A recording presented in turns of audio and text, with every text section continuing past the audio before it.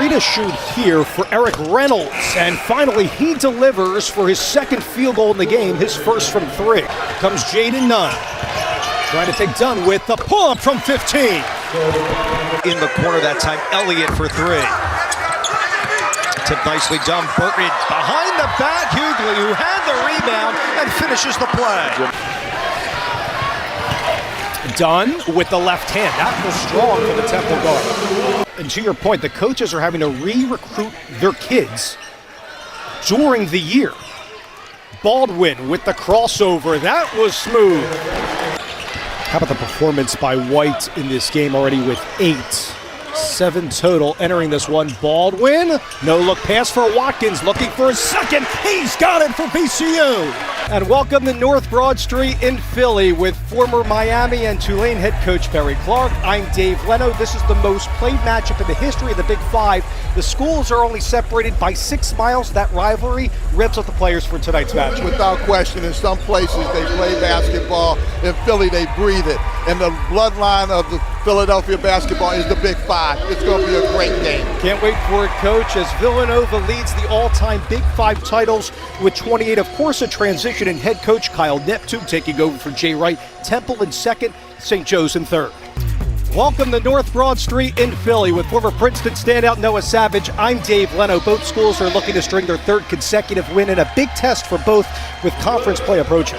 That has to improve. Yeah, and despite those shooting woes, they're getting a lot of production out of Blake Hinson at the start of the season. Well, Hinson is an important player. Barry Clark and I are pleased to be joined once again by ESPN bracketologist Joe Lenardi. Joe, always a pleasure. So Houston under Kelvin Sampson last year gets to the Elite Eight. Now number 1 for the first time in 40 years. How impressed have you been by Houston? Wow, they are a handful. That's what St. Joe's is trying to do.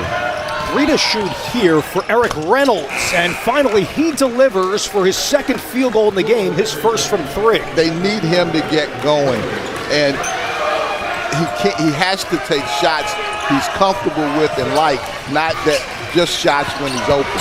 Billy Lang says he scores more so in the flows of the game as opposed to just jump shots. He has double figures in every game ahead of schedule, according to the coaching staff at Hawk Hill. And another turnover there as it goes off of Brown into the Temple bench. Singleton with only 2 points, looking for 5. There it is with the tray. Well, Hinson backed up. He was worried about the dribble penetration and didn't get a hand up on the offensive player.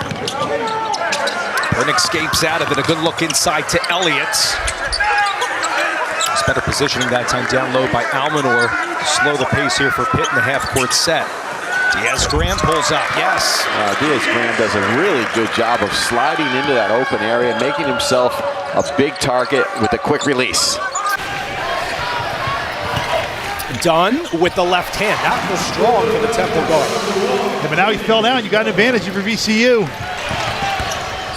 Largest lead for Temple here at 12. Good move inside. Unselfish to Deloach, was hurt a couple minutes ago and finishes. Temple's been in a slew of close games. They started out the year losing in overtime by 3 to Wagner. In fact, Wagner overcame a 15-point second-half deficit. Followed that up nicely with a win and a court storming there over Villanova. And Kyle Neptune's team lost to Vanderbilt, a team, by the way, that VCU just beat.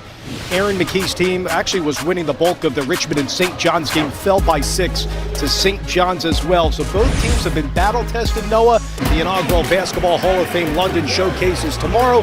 From O2 Arenas, Hunter Dickinson in Michigan take on Oscar Tshiebwe and number 19 Kentucky. Coverage begins at 1 Eastern, 6 p.m. in London on ABC and the ESPN app.